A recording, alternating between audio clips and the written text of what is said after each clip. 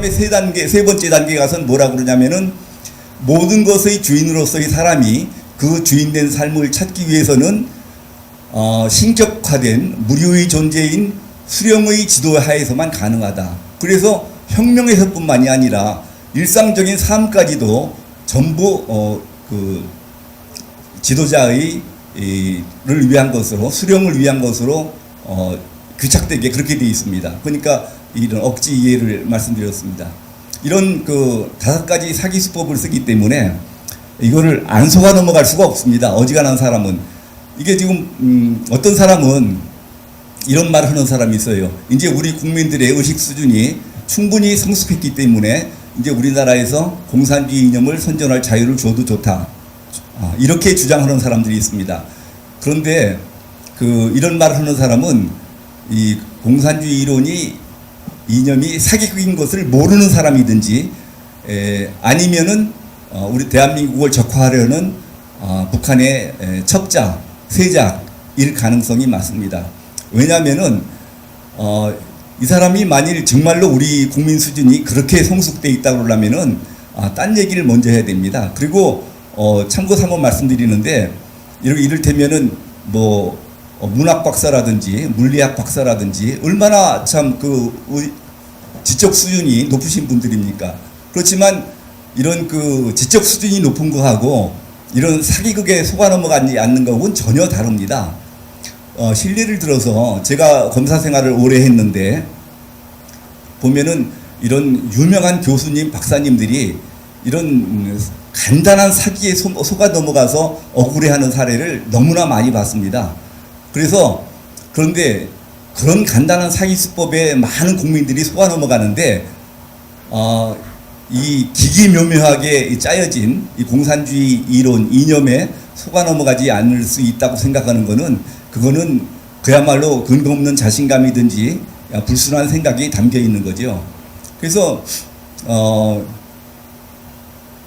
그럼 이런 사기 수법에 속아 넘어가지 않으려면 어떻게 해야 되겠습니까? 우리가 이런 다른 학식이 있는 거 가지고는 안 된다고 그랬죠.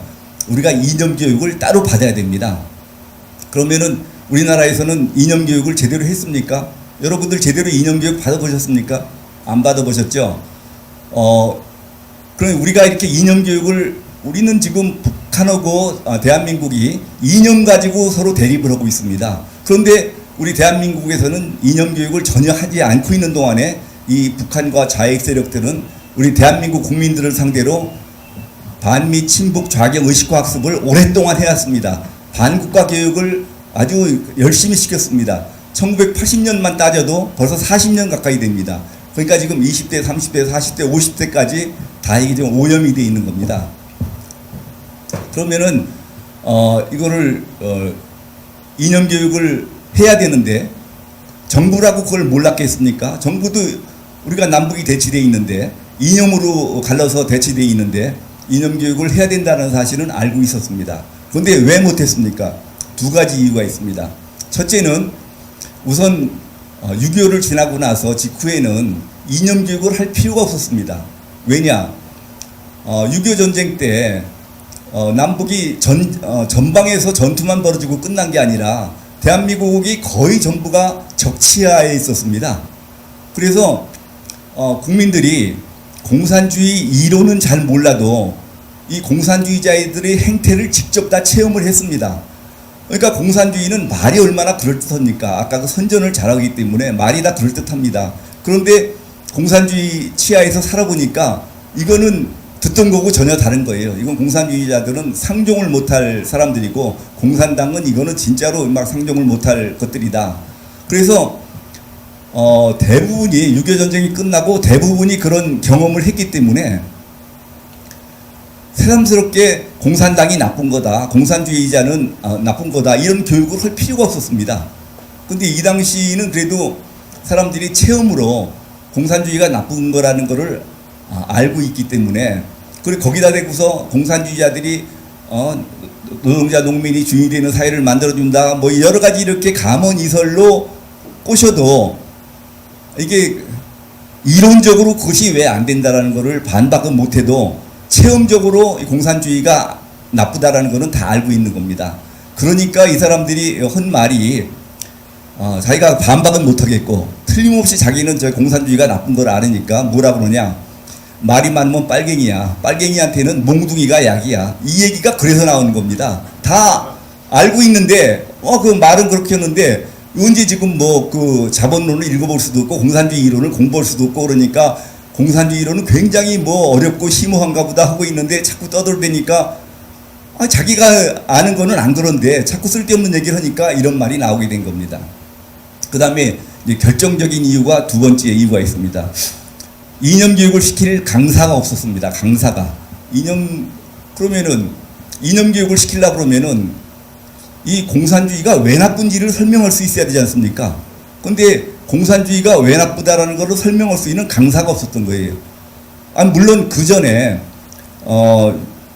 이승만 박사가 이미 오래전부터 공산주의는 저건 인간 본성에 맞지 않는다, 호열자 같은 거다, 이렇게 공산주의의 이를테면은 잘못된 점을 터득하고 계셨어도 그거는 공산주의 선전 이론을 전제로 해서 노동자 농민이 주인이 되게 한다, 능력에 따라 일하고 필요에 따라 분배한다, 계급 없는 사회를 만들어준다, 이런 공산주의 선전 이론을 사실로 봐도 그것이 인간 본성에 맞지 않기 때문에 이건 성공할 수 없는 제도다라는 정도지, 이것이 공산주의가 왜 나쁜지에 대해서는 명확하게 설명이 안 된 겁니다.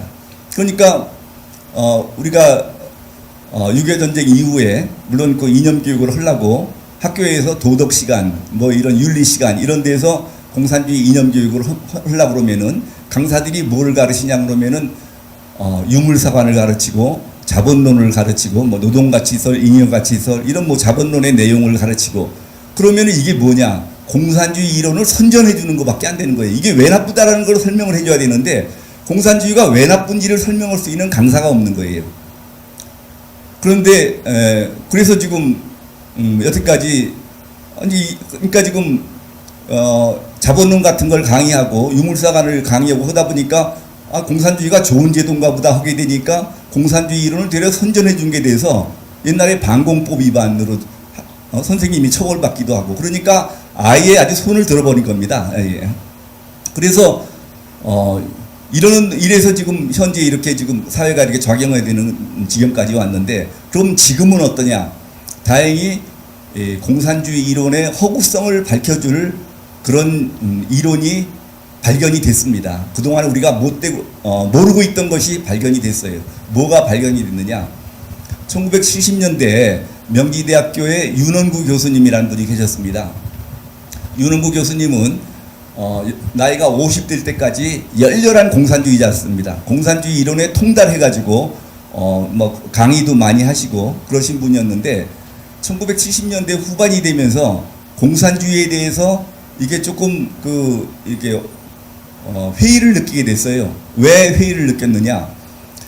원래 자기가 알기로는 공산주의 사회가 되면은 노동자 농민이 주인이 되고 뭐 이렇게 지금 알고 있는데, 그 당시 공산주의 국가는 뭐 소련, 중공, 무슨 북한, 쿠바 뭐 할 거 없이 전부 어느 공산주의 국가든지 전부 수령 1인 독재 체제가 돼 있는 겁니다. 그리고 그 공산주의 사회에서의 노동자 농민들이 자유민주주의 세계에서의 노동자 농민보다 훨씬 열악한 지위에 있게 되고, 그래서 거기에 대해서 회의를 느끼게 됐어요. 이게 뭐가 문제가 있다. 근데 이럴 때 사람들은 뭐라고 생각을 하느냐?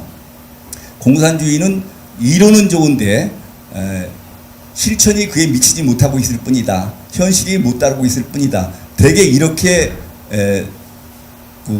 생각을 하고 그만둬버립니다.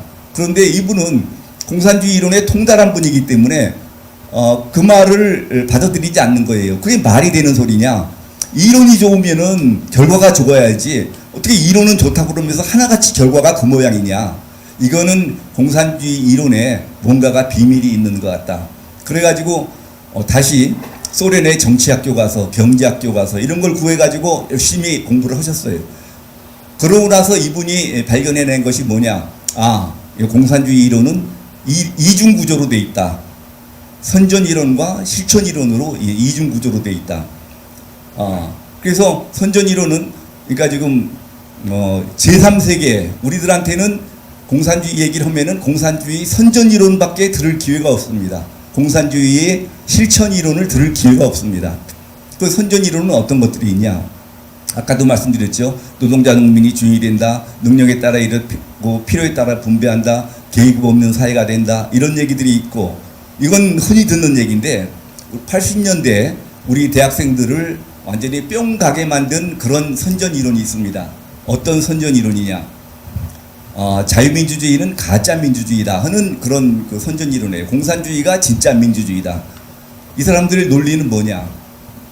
자유민주주의는 국민이 주인이다 그러는데 그게 말이 되느냐? 어떻게 전 국민이 다 주인이 되느냐? 주인이 있으면 종이 있고 지배자가 있으면 피지배자가 있는 거지 전 국민이 다 주인이 된다는 건 말이 안 된다. 그러니까 자유민주주의는 말만 국민이 주인이라고 해놓고 실제로는 이게 그 소수의 부르주아가 자본가 계급이 다수인 프롤레타리아 계급에 대해서 독재를 행사하는 그런 부르주아 독재고 부르주아만이 주인이 되는 부르주아 민주주의자. 어떻게 그 같은 그 자유민주주의를 표시하는데 부르주아 민주주의, 부르주아 독재 이렇게 하는 게 좀 이상하죠. 이 공산주의 세계에서는 이 독재와 민주주의가 이 양면입니다. 부르주아가 독재를 해서 부르주아 독재, 부르주아가 주인이 돼서 부르주아 민주주의. 이 두 말을 다 같이 씁니다. 민주주의라고 그러면 전부 자유민주주의인 걸로 알고 계시죠? 공산주의는 자기네들이 프롤레타리아 민주주의라고 합니다. 하여튼 지금 그래서 그래서 이거는 가짜 민주주의고 어차피 어느 계급이 다른 계급에 대해서 독재를 해야 된다고 그러면은 이 소수인 부르주아 계급이 다수인 프롤레타리아 계급에 대해서 독재를 하는 것보다는 다수인 프롤레타리아 계급이 소수인 부르주아 계급에 대해서 독재를 하는 것이 더 민주주의적이다. 그래서 프롤레타리아 민주주의, 프롤레타리아 독재, 공산주의가 진짜 민주주의다. 이런 얘기를 합니다. 그러면은 이 젊은 학생들은 여기에 그렇구나. 내가 저걸 모르고 여태까지 살았구나. 거기서 뿅 가게 돼 있습니다. 그런데 그러니까 여태까지 이런 선전 이론에 대처할 방법이 없어가지고 학생들이 좌경화되는 거를 그냥 방치하고 있었는데 윤은구 교수님이 아까 말씀드린 것처럼 실제로 공산주의 세계에서 적용되는 실천 이론을 발견해냈습니다. 그 실천 이론이 뭐냐? 이 실천 이론으로 딱 가니까 계급 간에 권력을 나눠 가질 수 없다. 이렇게 나옵니다. 계급 간에 권력을 나눠 가질 수 없다. 그러니까 첫 번째, 농민을 믿지 마라. 노동자 농민이 주인이라고 그랬잖아요. 그런데 농민에게는 권력을 나눠주지 마라. 왜냐? 이 농민이라는 거는 이런 토지에다가 농사를 짓는 사람이기 때문에 이 토지에 대한 욕구가 강하다는 겁니다. 그래서 언제든지 부르주아 계급하고 이렇게 내통할 그런 기회주의적 속성을 가지고 있다는 겁니다. 쟤네들 말로는 뿌띠 부르주아죠. 작은 부르주아다. 이런 얘기죠. 그래서 농민에게는 권력을 나눠주지 말라. 이렇게 돼 있어요. 그러면 공산주의 이론에 의하면은 노동자 농민 다수가 소수인 부르주아에 대해서 독재를 하기 때문에 그것이 진짜 민주주의라고 그랬는데 그 당시만 해도 국민 대부분이 농민 아니었습니까? 그 대부분이 농민을 권력에서 제외하면은 다수가 소수에 대해서 독재를 한 것도 이게 말이 안 되는 거죠. 그럼 우선 그거 자체가 모순인데다가 그러면은 농민을 빼고 그럼 노동자는 진짜 주인이 될 수 있느냐? 여기에 민주주의 중앙집권제, 민주집중제라는 궤변이 적용되게 되는 겁니다. 노동자가 수백만, 수천만이 있는데 어떻게 이 사람들이 단일하고 효율적인 주권 행사를 할 수 있겠느냐? 이 단일하고 효율적인 주권 행사를 하려고 그러면은 이 노동자의 주권을 공산당에게 위임을 해야 된다. 이게 민주주의 중앙집권제의 얘기입니다. 민주집중제의 논리가 그렇습니다. 그러면 좋습니다. 맞는 얘기죠. 그러면은 공산당이 이제 주권자가 되는 겁니다. 그러면은 노동자의 주권은 없어지는 겁니다. 이 주권이라는 게 절대적인 권리입니다. 그래서 이제는 공산당의 지시에 이 노동자들은 이론 없이 이견 없이 따라야 됩니다. 무조건 절대 복종을 해야 됩니다. 왜냐하면 주권은 절대적인 권리이기 때문에. 그러면 이제 좋습니다. 그럼 공산당은 주권자가 될 수 있느냐?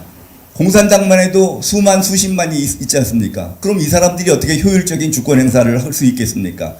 그래서 효율적인 주권 행사를 하기 위해서 공산당의 주권을 중앙위원회의 에게 위임을 하게 됩니다. 그럼 이제는 주권자는 공산당의 중앙위원회만 주권자가 되는 겁니다. 그러면은 중앙위원회도 수백 명, 수천 명의 위원이 있는데 이 사람들이 어떻게 효율적인 주권 행사가 가능하겠습니까? 그래서 다시 정치국의 주권을 위임하게 됩니다. 그럼 정치국도 수십 명, 수백 명 국원이 있는데 이 사람들이 어떻게 효율적이고 단일한 주권 행사를 할 수 있겠습니까? 그래서 다시 수령에게 주권을 위임하게 됩니다. 그래서 공산주의 세계는 주권은 수령 한 사람한테만 있습니다. 나머지는 아무도 주권이 없어요. 그래서 당연히 수령 1인 독재 체제가 되어 있습니다. 왜냐하면 주권자이기 때문에 그 주권은 절대적인 권리이기 때문에 아무도 거기에 대해서 반항을 할 수가 없습니다. 그래서 공산주의가 1인 독재 체제가 되는 것은 이론은 좋은데 현실이 미치지 못해서 그런 것이 아니라 공산주의 실천 이론 자체가 수령 1인 독재 체제가 되도록 되어 있습니다.